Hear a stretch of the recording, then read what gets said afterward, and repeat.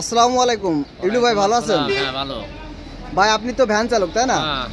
আচ্ছা আপনি একটু বলেন তো এই যে প্রচন্ড গরমে আসলে আপনাদের ভাড়া কেমন হচ্ছে? ভাড়া তো খুব কম। ভাড়া তো খুব কম হচ্ছে। আসলে আপনার কি ভাড়া তো কম হচ্ছে শুধুমাত্র এই প্রচন্ড রোদের কারণে? হ্যাঁ রোদ্দুর কারণে লোকজন বেরোতে পারতেছে না, ভাড়া তো কম। আগে 1000 টাকা হয়তো এখন 500 টাকা হয় না। আপনি বলতে আছেন যে প্রত্যেকদিন ভাড়া 1000 টাকা করে হতো, কিন্তু এখন 500 টাকা হতে চাচ্ছে না এরকম না, যেহেতু সামনে ঈদ, এখন তো আপনাদের ভাড়া টানার একটা ভালো একটা সিজন। তো সেই সিজনে ঈদের যে কেনাকাটার যে ব্যস্ততার জন্য যেসব যে ভাড়াগুলো আপনারা পান সেগুলো কি পাচ্ছেন এখন? না পাচ্ছি না, এগুলো পাচ্ছেন না।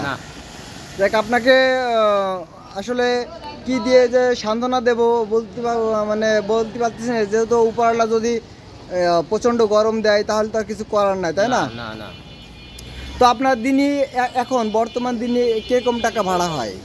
300-400 টাকা হয়। যেখানে আপনার 1000 টাকার উপরে প্রত্যেক দিন ভাড়া হয় সেখানে 300-400 টাকা হয়।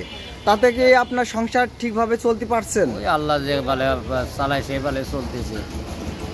তো দর্শক শ্রোতা আপনারা দেখতেই পারছেন যে আমার একটা বড় ভাই ইবলু ভাই, তার আমি মৌখিক একটা ভিডিও নিলাম। সে একজন পেশায় ভ্যান চালক। উনি আমাদেরকে এটাই বোঝালো যে প্রচণ্ড গরমে লোকজন যে যাত্রীগুলো বাড়ির বাইরে বের হচ্ছে না তেমন, এবং যে ঈদের সামনে ঈদ করে ঈদের যে প্যাসেঞ্জার সেই প্যাসেঞ্জারগুলো পাচ্ছে না।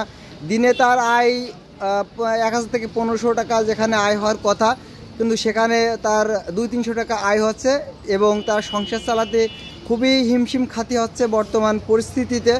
তাই তো ইবলু ভাই? জি, ধন্যবাদ ইবলু ভাই আপনার আমাদের সাথে থাকার জন্য।